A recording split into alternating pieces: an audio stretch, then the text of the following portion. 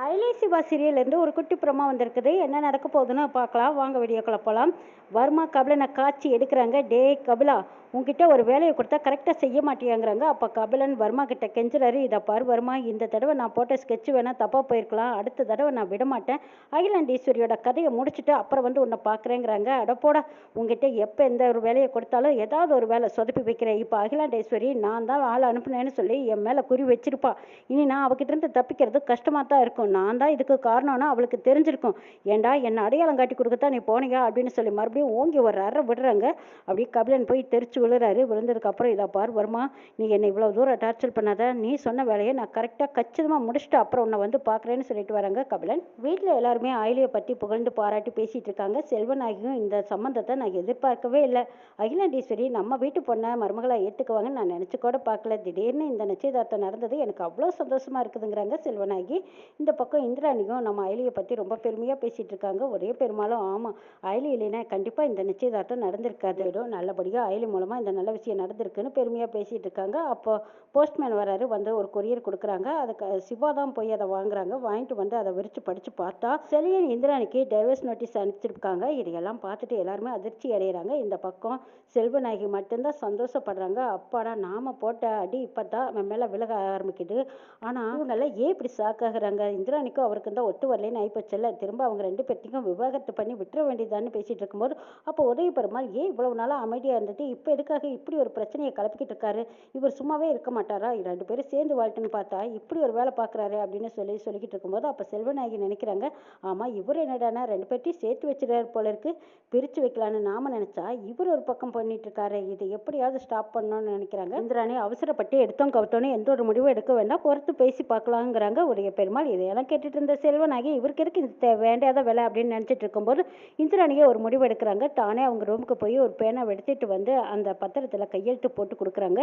இதையெல்லாம் பார்த்த சிவாவும் ஆயிலுக்கும் அதிர்ச்சி அடைகிறாங்க. அண்ணியே இப்படி அவசரப்பட்டு முடிவு எடுக்கிறாங்கங்கிறாங்க. இருந்தாலும் இந்திராணி பாவியை ஒரு முறை பார்க்குறாங்க. சரி, இனிமேல் நமக்கு அவன் மட்டும்தான், அவளுக்கு நான் மட்டும்தான், இனிமேல் அப்பாங்கிற ஒரு உறவே வேண்டாம் அப்படின்னு நினச்சி கையெழுத்தை போட்டுடுறாங்க. இந்த பக்கம் செல்வநாயகிக்கு ரித்திகாவுக்கும் அளவில்லாத சந்தோஷம். கையெழுத்தை போட்ட கையோட இதை கொண்டு போய் அவர்கிட்ட கொடுத்துருன்னு சொல்கிறாங்க. சிவா ஆயிலை ரெண்டு பேருமே இதை கொடுத்து தான் ஆகணுமான்னு யோசிச்சுட்டு இருக்காங்க. இங்கே செல்வநாயகி ரொம்பவே சந்தோஷத்தில் இருக்காங்க. இன்னைக்கு என்னாச்சுன்னே தெரியல. காலையிலேருந்து எல்லாமே நல்லதாகவே நடந்துட்டு இருக்கு. எப்படியோ இந்த செலியனோட தொல்லை முடிஞ்சது. இனிமேல் செலியன் இந்த பக்கமே வரமாட்டான். இந்திராவுக்கு இனிமேல் அவனுக்கு எந்த ஒரு தொட்டு தொடர்பு எதுவும் கிடையாது. பிரித்து வச்சது வச்சாச்சு. இனிமே அவனோட பிரச்சனையே இருக்காது அப்படின்னு நினச்சிட்டு இருக்காங்க செல்வநாயகி. ஆமாத்த, என்னாச்சு? அவர் தான் இந்த மாதிரி ஒரு காரியத்தை பண்ணியிருப்பாரான்னு கேட்குறாங்க. அது என்ன நடந்ததோ எது நடந்ததோ அதை பற்றி நமக்கு என்ன? அவன் தான் வக்கீல் நோட்டீஸ் அனுப்பிச்சாச்சல்ல. திரும்ப இவளும் கையெழுத்து போட்டு கொடுத்துட்டா. இனி ரெண்டு பேரும் விவாகரத்தை பண்ண வேண்டியதானே. இனி அதுக்கப்புறம் என்ன யோசிக்க வேண்டியது இருக்குங்கிறாங்க. இந்த ராணி டென்ஷனாக இருக்காங்க. அந்த இடத்துக்கு சிவா அயலி ரெண்டு பேரும், அண்ணி நீங்கள் இதை பற்றி எதுவும் தப்பாக நினச்சிக்காதீங்க, அவர் கண்டிப்பாக இந்த மாதிரி ஒரு வேலையை பார்த்துருக்க மாட்டாங்கன்னு சொல்கிறாங்க. ஆமாம், நீங்கள் ரெண்டு பேரும் எப்போவுமே அவருக்கு இப்படித்தானே சப்போர்ட் பண்ணுவீங்க. ஆனால் ஏன் இப்படி அவருக்காக இப்படி பறிஞ்சு பேசுறீங்க? இப்போ தான் கண்கூட பார்த்தாச்சுல்ல. அவரே டைவர்ஸ் கேட்டு நோட்டீஸ் அனுப்பிச்சதுக்கு அப்புறமா இனிமே பேச வேண்டியது என்ன இருக்கு? இவ்வளவு நாள் அவரை பற்றி ஓஹோ ஆஹான்னு பாராட்டி புகழ்ந்து பேசுனீங்க. அவர் கூட சேர்த்து வைக்கிற அப்படி இப்படின்னு வீரவசனமெல்லாம் பேசுனீங்களே. இப்போ என்னாச்சு பார்த்தீங்களா? அவரே நோட்டீஸ் அனுப்பிச்சிருக்காரு. இதுக்கப்புறம் என்ன வேணும்? அந்த ஆளோட புத்தியை மாற்றவே முடியாது அப்படின்னு இந்திராணி பேசுகிறாங்க. இதுக்கப்புறம் இங்கே பாருங்கண்ணே, அண்ணா அப்படி செஞ்சிருப்பாருன்னு நீங்கள் நம்புறீங்களா? இங்கே என் கண்ணை பார்த்து சொல்லுங்க, நீங்கள் அந்த கையெழுத்து போடும்போது மனசுக்கு திருப்தியோடு தான் போட்டு கொடுத்தீங்களான்னு அயலி கேட்குறாங்க. இதா பாரு அயலி, உங்ககிட்ட எல்லாமே சொல்லிக்கிட்டு இருக்கணுங்கிற அவசியம் கிடையாது. அவர் இஷ்டப்பட்டு கேட்டுட்டாரு. இதுக்கப்புறமா நான் தயங்க மாட்டேன். இனிமே அவரை பற்றி யாரும் எதுவும் இந்த இடத்துல பேசாதீங்கன்னு சொல்லிடுறாங்க இந்திராணி. இதுக்கப்புறம் சிவா அயலி ரெண்டு பேரும் என்ன பண்ணுறதுனே தெரியாமல் பேசாமல் வர்றாங்க. திரும்பி வந்ததுக்கப்புறம் சிவா நேராக செலியனை பார்க்கறதுக்காக போகிறாங்க. போனதும் அந்த வக்கீல் நோட்டீஸை தூக்கி வீசுறாங்க. என்ன மாமா இது? என்ன பண்ணி வச்சிருக்க? அக்காவை கொஞ்சம் கொஞ்சமாக இன்ச் பை இன்ச்சா அவங்கள மாற்றி உன் கூட சேர்த்து வைக்கணும்னு நாங்கள் நினச்சிட்டு இருக்கோம். நீ என்னடானா எடுத்தோம் கவுத்தோன்னு உடனே டிவோர்ஸ் பத்திரத்தை அனுப்பிச்சி வச்சிருக்க. என்னாச்சு உனக்கு அப்படின்னு கேட்குறாங்க சிவா. இங்கே பாரு, உங்கள் அக்கா இன்ச் பை இன்ச்சா அவன் மாறதுக்குள்ளேயே எனக்கு ஆயுசே போயிரும் தெரியுமா? அதான் நேரடியாக அவகிட்ட டைவர்ஸ் கேட்டுட்டேன். இதனால என்ன தப்பு இருக்கு? ஏண்டா சிவா, இந்த நோட்டீஸை பார்த்ததும் தானே உடனே என்ன பார்க்கணும்னு உனக்கு தோணி இருக்குது. அதனால தான் நீ என்னை பார்க்க வந்து இப்போ என்னை திட்டிக்கிட்டு இருக்க. அதே மாதிரி தான் இந்திராணிக்கும் ஏதாவது ஒன்று தோணி இருக்குமல்ல. ஆமாம், இந்த நோட்டீஸை பார்த்ததும் அவளோட ரியாக்ஷன் எப்படி இருந்துச்சு சொல்லு, அதை கேட்டு ரசிக்கணும்னு தோணுதுங்கிறாங்க செலியன். அட போயா, உன்னோட ரியாக்ஷனும் உன்னோட மண்ணும். ஏயா, எதை செய்கிறதா இருந்தாலும் அதுக்கு முன்னாடி என்கிட்ட ஒரு வார்த்தை நீ கேட்க மாட்டியா? இந்திராணி பார்த்ததுமே அதை தூக்கி போட்டிருப்பா. ஆனா, அவ சைன் பண்ணியிருக்க மாட்டாள்லன்னு செலியன் நம்பிக்கையோட சொல்லும்போது, "அட போய்யா நீயும் உன் குப்பை மண்ணும்! கற்பனைய இப்படியெல்லாமா வளர்த்திட்டு இருப்ப? முதல்ல அத பிரிச்சு பாருன்னு" சொல்லி சிவா சொன்னதுக்கப்புறம், செலியன் அத பார்த்ததும் அதிர்ச்சி அடையறாங்க. "என்னடா இது? இந்திராணி இந்த நோட்டீஸ்ல கையெழுத்து போட்டிருக்காங்கறாங்க." "ஆமா, நீ கையெழுத்து கேட்டு தானே அனுப்பிச்சு வச்ச. அதான் அக்கா உன் சந்தோஷத்துக்கு கையெழுத்து போட்டு குடுத்துட்டாங்க." சிவா என்னால இத நம்பவே முடியல. இது இந்திராணி தான் கையெழுத்து போட்டு குடுத்தாளான்னு கேட்குறாங்க செலியன். அட போய்யா! பின்ன என்ன நானா போட்டுட்டு வர முடியும்? இந்த நோட்டீஸ பார்த்ததும் 10 நிமிஷம் கூட அவங்க யோசிக்கவே இல்ல. போனதும் பேனா எடுத்துட்டு வந்து டக்குன்னு அவங்களோட கையெழுத்த போட்டு, "இந்தா இந்த நோட்டீஸ கொண்டோய் அவ மூஞ்சில விட்டெறின்னு" சொல்லி என்கிட்ட குடுத்து விட்டுட்டாங்கன்னு சொல்றாங்க சிவா. அக்காவுக்கும் உங்களுக்கும் 1000 பிரச்சனைகள் இருக்கலாம். சரி பிரச்சனைகள் தீர்ட்டுங்கிறதுக்காக அவங்க உங்கள விட்டு பிரிஞ்சிருக்கலாம். ஆனா இதுவரைக்கும் அவங்க நீங்க வேண்டவே வேண்டான்னு அவங்க ஒண்ணும் டிவோர்ஸ் நோட்டீஸ் ஒண்ணும் அனுப்பலையே! அப்படி இருக்க நீங்க ஏன் இப்படி அவசரப்பட்டு இப்படி ஒரு காரியத்த பண்ணி வச்சீங்கன்னு லெஃப்ட் அண்ட் ரைட் வாங்கி விட்டுக்கிட்டு இருக்காங்க. ஒரு வகையில பார்த்தா அக்காவ நீங்க தான் கொடுமைப்படுத்திட்டு இருக்கீங்க. நீங்களும் அந்த மோனிகாவும் என்னெல்லாம் ஆட்டம் போட்டீங்க. அந்த ஸ்டேஜ்ல வச்சு மோனிகாவுக்கும் உங்களுக்கும் கல்யாணம் நடக்க போறதா நீங்களா சொன்னீங்க. அப்பவும் நீங்க பேசாம அமைதியா இருந்தீங்க. உங்களுக்கும் மோனிகாவுக்கும் கல்யாணம் நடக்க போகுதுன்னா அவளே நேரா வந்து பத்திரிக்கைய குடுத்து அதுவும் அக்கா முன்னாடி குடுத்துட்டு போறா. இப்ப என்னடான்னா டைவர்ஸ் நோட்டீஸ் வேற நீங்க அனுப்பிச்சு வச்சிருக்கீங்க.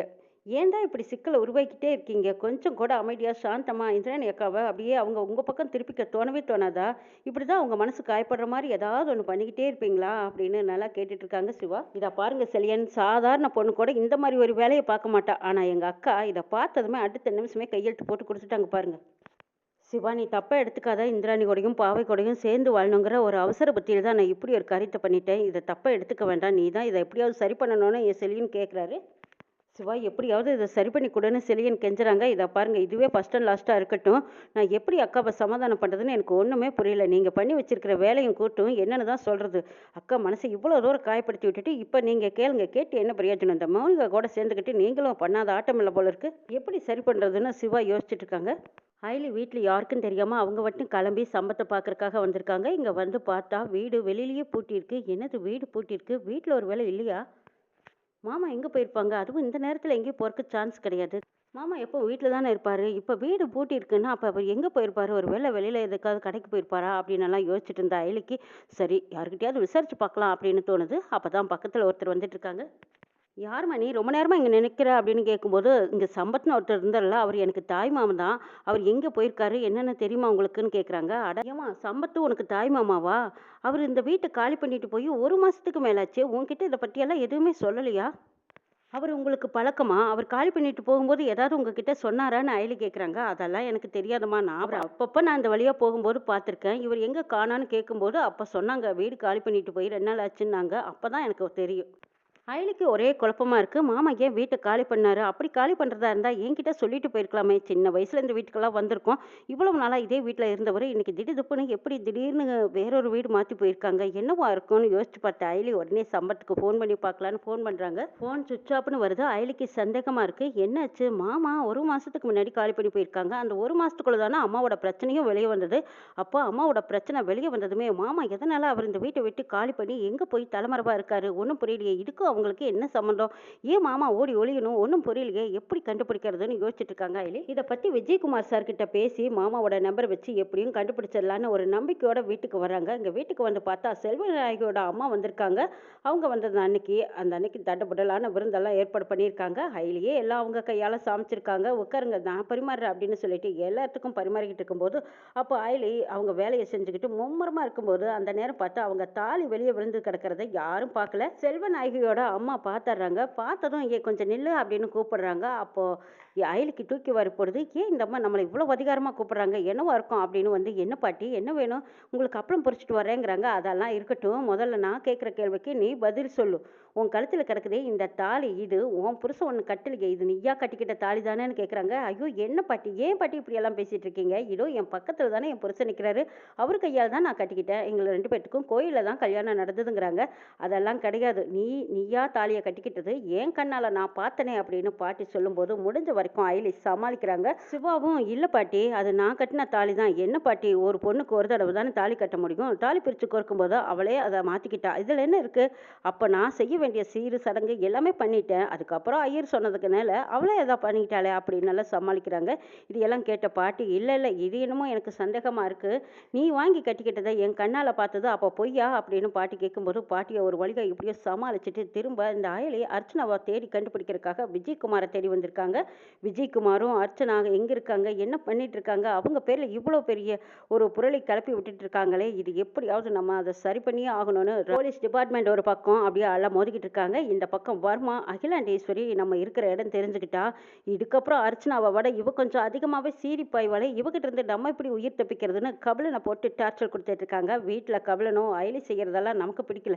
கண்டிப்பாக அயலி ஏதோ ஒரு தந்திரத்தோட தான் இந்த வீட்டுக்குள்ளே நுழைஞ்சிருக்கான்னு கண்டுபிடிச்ச கபிலன் அயலியை வீட்டை விட்டு வெளியே வரட்டுறதுக்கு ஏதாவது ஒரு வழி தேடிக்கிட்டே இருக்காங்க. இங்கே பார்த்தா ரித்திகாவுக்கு அயலியை பார்த்து பொறாமையில் இவ எப்போ பார்த்தாலும் எல்லாருக்கிட்டையும் நல்ல பேர் வாங்கிக்கிட்டு இருக்கா, இவளை எப்படி வீட்டை விட்டு வெளியே வரட்டுறது அப்படின்னு ரித்திகா அயலியை வெளியே வரட்டுறதுலேயே குறியா இருக்காங்க. உதய பெருமாள் சிவா இங்கே இருந்தால் நம்மளை அப்பான்னு சொல்லி அடையாளம் கட்டிடுவானோ நிரூபிச்சிருவானோ அப்படிங்கிற பயத்தில் எப்படியாவது சிவாவை வெளியே விரட்டியே ஆகணும்னு கங்கனங்கிட்டு நிற்கிறாங்க.